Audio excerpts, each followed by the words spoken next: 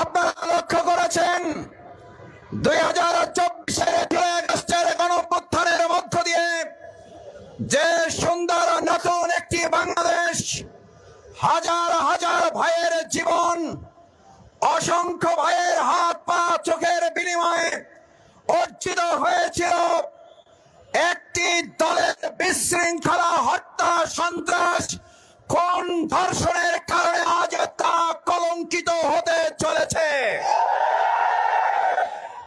এরকম একটি পরিস্থিতিতে বাংলাদেশ জামাত ইসলামী দায়িত্বশীল সংগঠন হিসাবে জনগণকে সাথে নিয়ে জুলাই আগস্টের গণঅভ্যুত্থান, বিগত 15.5 বছর লড়াই সংগ্রামী আন্দোলনে পরীক্ষিত সংগঠন বাংলাদেশ জামাত ইসলামী ঘরে বসে থাকতে পারে না। আর আজ দায়বদ্ধতার জায়গা থেকে জনগণের পাশে দাঁড়াবার, অংশগ্রহণের পক্ষ থেকে বিরুদ্ধে নয়, দেশের পরিস্থিতি নিয়ন্ত্রণে অন্তর্বর্তীকালীন সরকারের পক্ষ থেকে জামাত ইসলামী জনগণের পক্ষে দাঁড়াবার জন্য আজ এই সমাবেশ, প্রতিবাদী বিক্ষোভ মিছিলের আয়োজন করেছে। আমাদের এই প্রতিবাদ, আমাদের এই বিক্ষোভ কোন দলের বিরুদ্ধে নয়, আমাদের প্রতিবাদ হত্যার বিরুদ্ধে, আমাদের প্রতিবাদ ধর্ষণের বিরুদ্ধে, আমাদের প্রতিবাদ চাঁদাবাজের বিরুদ্ধে, আমাদের প্রতিবাদ সন্ত্রাসের বিরুদ্ধে।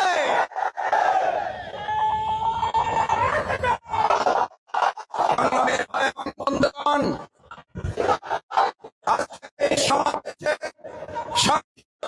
হাকিম থেকে তেলাওয়াতের মধ্য দিয়ে কোরআন হাকিম থেকে তেলাওয়াত করছেন ভাই ডক্টর আব্দুল মান্নান। أعوذ بالله من الشيطان الرجيم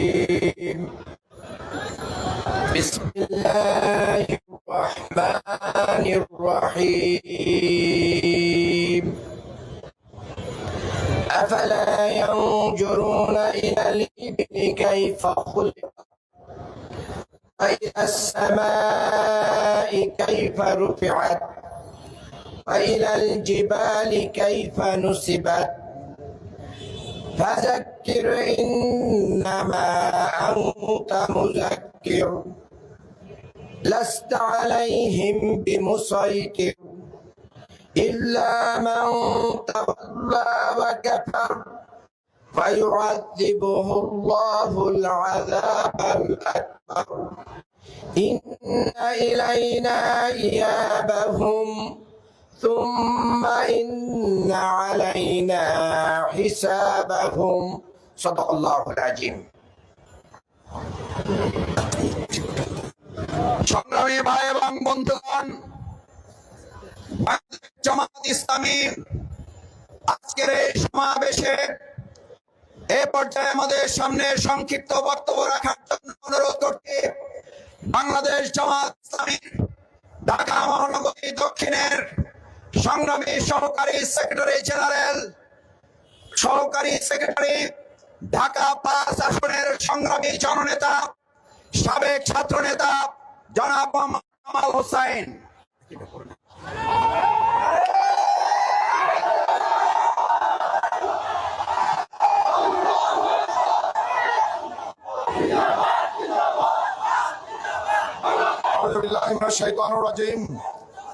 বিসমিল্লাহির রহমানির রহিম। আলেমে জাহিলিয়াতকে পিছনে ফেলে বাংলাদেশে যে নব্য জাহিলিয়াতের আবির্ভাব হয়েছে, বাংলাদেশকে প্রস্তর যুগে ফিরিয়ে নেওয়ার জন্য যেই নতুন পেশিবাদের পদধ্বনি শোনা যাচ্ছে, সেই প্রতিবাদী সমাবেশের সংগ্রামী সভাপতি বাংলাদেশ জামাত ইসলামীর কেন্দ্রীয় নির্বাহী পরিষদ সদস্য, ঢাকা মহানগরী জামাতের সংগ্রামী আমির জননেতা জনাব নুরুল ইসলাম বুলবুল, উপস্থিত মহানগরীর সংগ্রামী নেতৃবৃন্দ, একান্ত প্রিয় বিক্ষুব্ধ সংগ্রামী সমাবেশ, আসসালামু আলাইকুম ওয়া রাহমাতুল্লাহ। সম্মানিত উপস্থিতি, আওয়ামী ফ্যাসিবাদের বিরুদ্ধে তাদের সন্ত্রাস, চাঁদাবাজি, দখলবাজি, খুন গুমের বিরুদ্ধে 17 বছরে আমরা নিরন্তর সংগ্রামে 2000 ছাত্র জনতার জীবন রক্তের বিনিময়ে হাজার হাজার আহত শহীদের দম খুনের বিনিময়ে আমরা যে নতুন বাংলাদেশ পেয়েছি, সেই বাংলাদেশকে আজকে যারা নতুন ভাবে নরকে পরিণত করতে চান, তাদেরকে বলছি হুঁশিয়ার, সাবধান। আমাদের রক্তের দাগ শুকায় নাই। এই ঢাকা নগরীতে আমরা গত 17 বছরে রক্ত দিয়েছি, জীবন দিয়েছি। আমরা বলছি প্রয়োজনে এই নব্য পেশিবাদের বিরুদ্ধে ছাত্র জনতাকে সাথে নিয়ে এমন এক দুর্বার আন্দোলন গড়ে তুলব, যে আন্দোলনে নব্য পেশিবাদ, চাঁদাবাজ, দখলবাজরা পালিয়ে যেতে বাধ্য হয়। সংগ্রামী উপস্থিতি, 19 জুলাই বাংলাদেশ জামাত ইসলামের আহত জাতীয় সমাবেশকে বাস্তবায়নের লক্ষ্যে আসুন আমরা বাস্তবায়নের লক্ষ্যে মহল্লায় মহল্লায় সন্ত্রাসীদের বিরুদ্ধে দুর্বার আন্দোলন গড়ে তুলে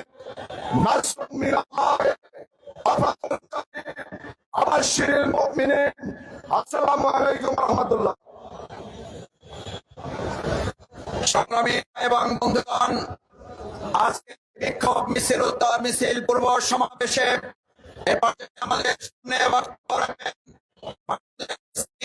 শিবিরের সাবেক কেন্দ্রীয় সভাপতি ঠাকুর আসনের জামাত ইসলামী মনোনীত পদ জাতীয় সংসদ সদস্য প্রার্থী, বাংলাদেশ জামাত ইসলামী কেন্দ্রীয় মজলিসের শুরার সম্মানিত সদস্য, ঢাকা মহানগরী দক্ষিণ জামাতের সংগ্রামী সহকারী সেক্রেটারি, জুলাই আগস্টের গণ অভ্যুত্থানের অন্যতম জননেতা, সাবেক ছাত্র নেতা জনাব দেলোয়ার হোসেন।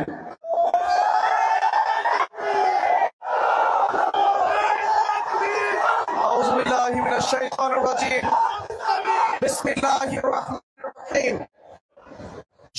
সংগঠন স্বাধীনতার সার্বভৌমত্বের অত্যন্ত প্রহরী বাংলাদেশ জামাত ইসলামী ঢাকা মহানগরী দক্ষিণ কর্তৃক আয়োজিত গত 9 জুলাই মিটফোর্ড হাসপাতালের সামনে যে নৃশংস হত্যাকাণ্ড সংঘটিত হয়েছে, সেই হত্যাকাণ্ড সহ সারা বাংলাদেশে সংঘটিত খুন, গুম, চাঁদাবাজি, টেন্ডারবাজি, ধর্ষণের প্রতিবাদে আজকের এই বিক্ষোভ মিছিল পূর্ব সমাবেশের সংগ্রামী সভাপতি, বাংলাদেশ জামাত ইসলামী কেন্দ্রীয় নির্বাহী পরিষদের অন্যতম সদস্য, বাংলাদেশ জামাত ইসলামী ঢাকা মহানগরী দক্ষিণের সংগ্রামী আমির, প্রিয় সংগঠন বাংলাদেশ ইসলামী ছাত্র শিবিরের সাবেক সংগ্রামী সভাপতি জনাব নুরুল ইসলাম বুলবুল, উপস্থিত বাংলাদেশ জামাত ইসলামী ঢাকা মহানগরী দক্ষিণের সম্মানিত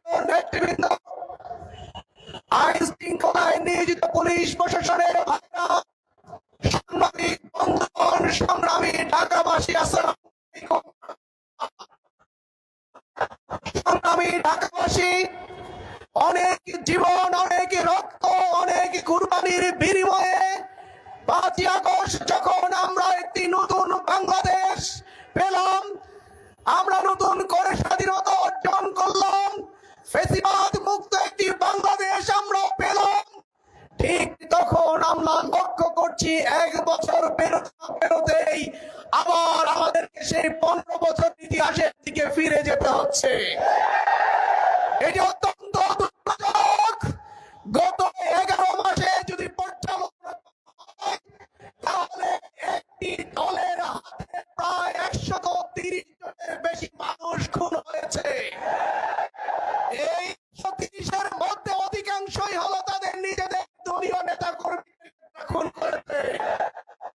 তাদের হাতে নিজেদের দলীয় নেতা কর্মীরা নিরাপদ থাকতে পারে না, সেখানে বাংলাদেশের মানুষ কিভাবে তাদের কাছে নিরাপদ থাকতে পারে, এই প্রশ্ন আজকে বাংলাদেশের মানুষের কাছে। তাই আমরা বলতে চাই, যাদের হাতে দেশের মানুষ নিরাপদ নয়, তাদের দলীয় নেতা কর্মীরা নিরাপদ নয়, তাদের হাতে বাংলাদেশ নিরাপদ থাকতে পারে না।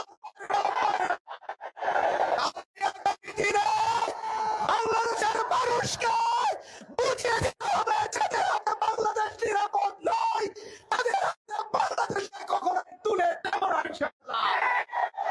আমরা স্পষ্ট করে বলে দিতে চাই, আবু সাঈদ এবং মুক্তর উত্তরসূরিরা ঘুমিয়ে যায় রে, এখনো জাগ্রত রয়েছে। আমরা রক্ত দিয়েছি, জীবন দিয়েছি, জীবন দেব। কোন সন্ত্রাসীদের জায়গা বাংলাদেশে হবে না, হবে না। তাই আমরা প্রত্যেকটি পাড়ায় মহল্লায় প্রত্যেকটি ব্যবসা প্রতিষ্ঠানে সন্ত্রাসীদের বিরুদ্ধে, খুনিদের বিরুদ্ধে দুর্ভাগ্যপূর্ণ আন্দোলন করে তুলতে হবে। সম্মানিত ভাই এবং বন্ধুগণ, আজকে একটি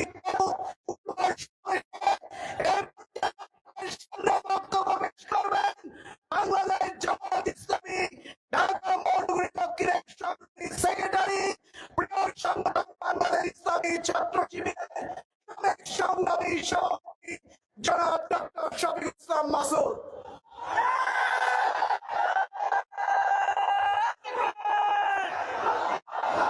সংগ্রামী ভাই এবং বন্ধুগণ, আপনারা লক্ষ্য করছেন আমাদের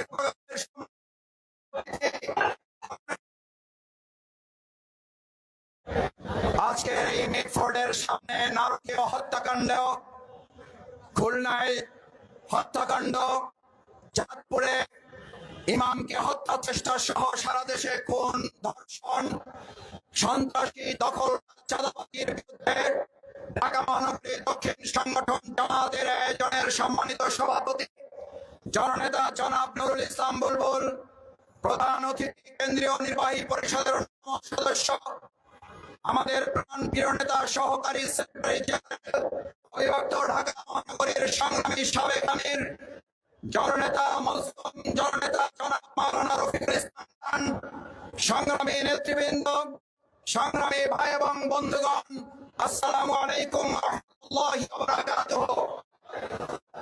প্রধান অতিথি এবং সভাপতি বক্তব্য রাখবেন। আমি কথা সংক্ষেপে কয়েকটি বলতে চাই।